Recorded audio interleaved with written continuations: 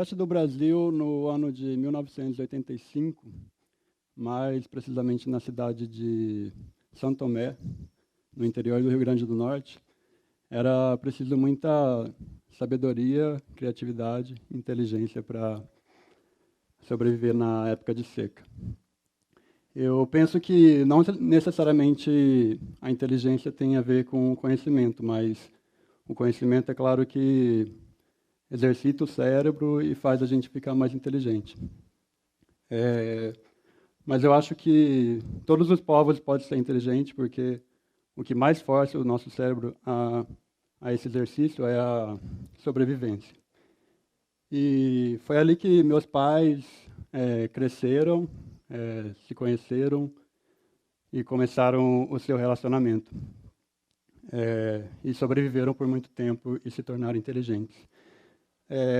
Logo que descobriram que eu, o terceiro filho deles, estava a caminho, eles decidiram migrar juntos para o sul. Foram meio na loucura, tipo, não sabiam o local certo que iam parar. Foram contra a vontade da família e tudo mais. E acabaram parando na cidade de Santa Vitória, no interior de Minas Gerais, para trabalhar na colheita de algodão. E logo eu nasci ali. Eu sou esse mais gordinho aqui do canto. E eu lembro que ela sempre conta com orgulho, assim, certo orgulho de que na época eu nasci com 5 quilos e 57 centímetros, tipo um bebê gigante. E todo mundo comentou na cidade como a cidade era muito pequena. E ela fala até com orgulho assim que chegou a receber visita do prefeito da cidade para conhecer o tal bebê gigante da cidade. Enfim. Mas aí depois meu pai conseguiu um emprego muito rápido como pedreiro na cidade de Ribeirão Preto, que estava em desenvolvimento na época. E a gente se mudou para lá. Então eu acabei crescendo ali. Essa é uma das poucas fotos do meu pai. Ele não gostava muito de tirar foto. E da minha mãe. No meu aniversário de 6 anos. Logo depois disso, meu pai descobriu que estava com câncer e acabou falecendo um ano depois.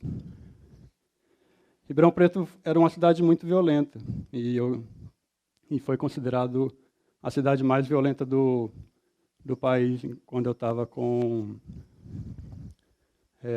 na minha fase pré-adolescente, de 10 para 12 anos. E eu ainda morava na periferia e cresci num bairro muito violento. E na época do auge da guerra do tráfico ali, a gente conviveu com muita violência. E nessa época, minha mãe já estava com mais uma filha, o quarto filho, e precisou de muita inteligência, força e criatividade para criar a gente sem que a gente se envolvesse com toda a referência ruim que a gente tinha de perto no bairro. Eu lembro que tinha dias que, no auge da guerra, todos os dias morria alguém perto do meu bairro, por causa dessa violência toda que estava em alta. E eu, meus irmãos, meus amigos, sempre que ficava sabendo de algum crime, alguma coisa, algum assassinato, a gente ia até o local para tentar ver o que aconteceu e depois ficava comentando, tipo, quem morreu, quem matou, quem era o maior matador da cidade e tudo mais. Então, minha mãe nessa época ela teve que ser muito criativa de novo e inteligente, forte, para conseguir criar todos os filhos sem deixar que a gente se envolvesse com essa referência ruim que a gente via no bairro. Então, eu aproveito aqui, minha mãe está aqui comigo, eu aproveito para falar para ela. Parabéns, mãe, você venceu, você é linda, maravilhosa, e guerreira e vencedora. Ela tinha muitas formas de convencer a gente a fazer a coisa certa, mas acho que a principal característica dela era pedir e não mandar. Ela pedia, e se a gente não obedecia, ela divertia. E raramente precisava diverter.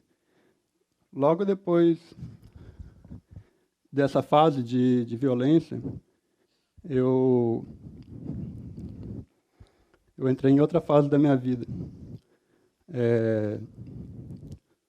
Eu acho que o ser humano, para mim, é uma espécie que eu falo que detesto, mas ao mesmo tempo eu acho que é a mais incrível do planeta. Não tem como negar isso.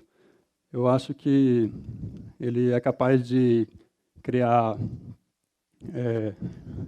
técnicas e habilidades para fazer a gente se entreter e para marcar a existência deles para outras gerações. Eu acho que é a única espécie que faz isso. E foi assim que no bairro onde eu cresci, e o mais incrível disso é que se um grupo de seres humanos forem deixados em qualquer lugar sem essa cultura, tipo, essa foi a minha forma de tentar definir a cultura. E se esse grupo de seres humanos for deixado sem cultura, ele é capaz de criar a sua própria cultura.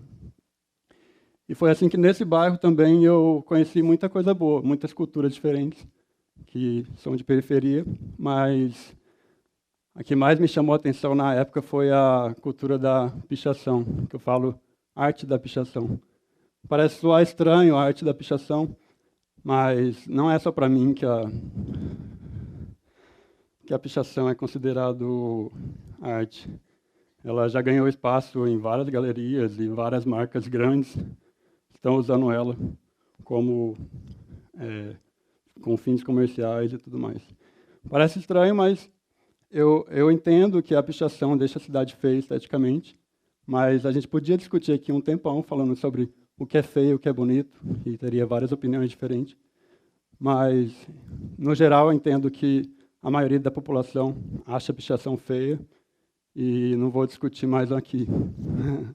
Mas, tipo, que atira a primeira pedra quem nunca fez uma pichaçãozinha, né? Nem que seja aquela na carteira da escola ou qualquer coisa assim. Então, tipo, se ninguém atirou uma pedra, ou é porque ninguém tem pedra aí, ou porque somos todos pichadores e artistas ao mesmo tempo. Recentemente, eu fiz uma viagem para a Europa. Eu acabei de chegar de lá, na verdade. Passei 2 meses lá e eu fui convidado para participar de alguns festivais de arte e fazer alguns trabalhos. Mas eu vou nessas viagens não para lucrar, não vou com esse propósito, porque o que eu mais lucro é a oportunidade de conhecer culturas diferentes, pintar com artistas que eu admiro, ter contato direto com eles. E isso, para mim, gera uma explosão de criatividade no final. E aí foi nessa viagem que eu escrevi, que eu projetei essa talk.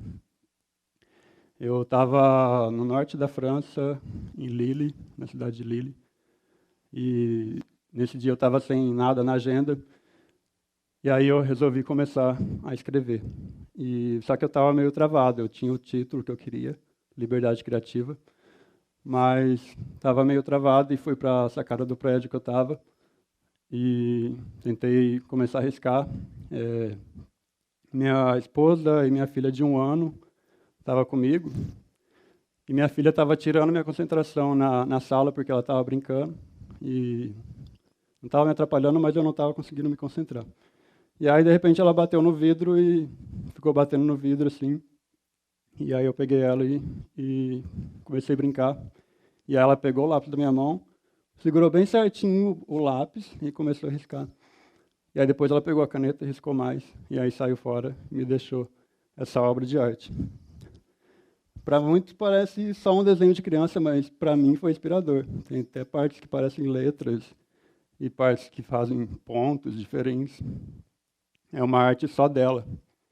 E livre, sem nenhuma restrição, ela fez do jeito dela. Ela viu eu fazer e quis fazer, mas fez do jeito dela. Muitos artistas, muitos pensadores, pessoas importantes do mundo todo, de diversas áreas, já falaram sobre, se referiram à criança quando o assunto é criatividade. E aí eu separei essas. Quando eu tinha 15 anos, sabia desenhar como Rafael, mas precisei da vida inteira para aprender a desenhar como as crianças. Picasso dispensa apresentações. A infância é o tempo de maior criatividade na vida de um ser humano. Jean Piaget. Essa frase parece frase de criança, é bem simples, mas o Jean Piaget foi um grande pensador do século passado que escreveu muitos livros com esse tema, inspirado nos seus filhos também, e por isso eu incluí ele aqui. A criatividade é a inteligência se divertindo. Einstein. Falando em diversão, depois dessa fase de crimes, eu conheci na rua que eu morava o skate. E aí, através do skate, eu conheci o hip hop. E, infelizmente, eu não achei nenhuma foto dos meus amigos aqui, que eu estava viajando e não tinha as fotos em mãos. Mas daí eu pus só uma foto minha andando. Mas eles foram muito importantes nessa época. E aí o hip hop eu tenho que explicar um pouco sobre ele, porque muita gente confunde o hip hop com o estilo musical. Mas não é só isso, ele tem a união de 4 culturas diferentes que a gente chama de elementos, que são MCs, que junto com os DJs fazem o rap, os b-boys que dançam e que dançam o break, b-boys e b-girls, né? O grafite que entra como arte visual. Essa união dos 4 elementos começou com festas no Brooklyn, bairro de Nova York, na década de 70, mas rapidamente se espalhou pelo mundo todo, muito rápido, como um movimento social que dava força para o povo pobre e principalmente preto, que sofria ainda mais que hoje com preconceito racial. Eu comecei com letras, essa é uma pintura que eu fiz com meu amigo Tom. Ele fez o personagem, eu fiz as letras. E a tradução da palavra grafite vem do latim, é escrever. Então, basicamente, grafite mesmo é você escrever seu nome nas coisas. Depois, eu passei a fazer personagens, desenhos, e comecei a usar o tema hip hop nesses desenhos, né? Eu era muito influenciado pelo hip hop. Foi muito bom, eu consegui pintar muito nessa época, participei de muitos eventos. Mas eu notei que a minha arte ela tinha um pouco de restrição. Tanto o hip hop quanto toda a sociedade da época, ela era muito machista, homofóbica, e isso criou barreiras na minha arte, na minha liberdade criativa. E durante muito tempo minha arte foi só expressada através do estilo hip hop. Isso não foi ruim, era uma arte mais agressiva e tal. E eu gosto dela até hoje, e ainda hoje faço, mas acho que o fato de isso ser uma regra virou um problema, entendeu? E eu comecei a me tornar verdadeiramente artista e entendi isso. Depois eu criei um personagem que era inspirado na minha própria personalidade. Ele era um personagem que que era inserido nas culturas urbanas, mas que era apaixonado pela natureza. E isso me deu uma repercussão, eu comecei a ter o trabalho reconhecido dentro e fora do Brasil. Depois eu criei eu coloquei o nome nesse personagem de Caçador de Flores. Foi uma outra fase da minha vida, onde eu comecei a me inspirar na natureza que resistia na cidade.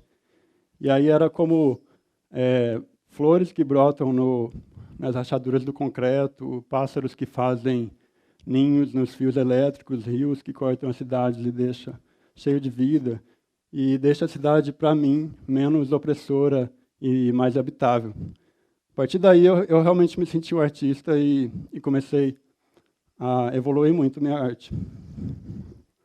Mas, ainda assim, eu tinha um certo receio quando eu ia criar. Eu pensava sempre que minha arte tinha que remeter ao que eu era.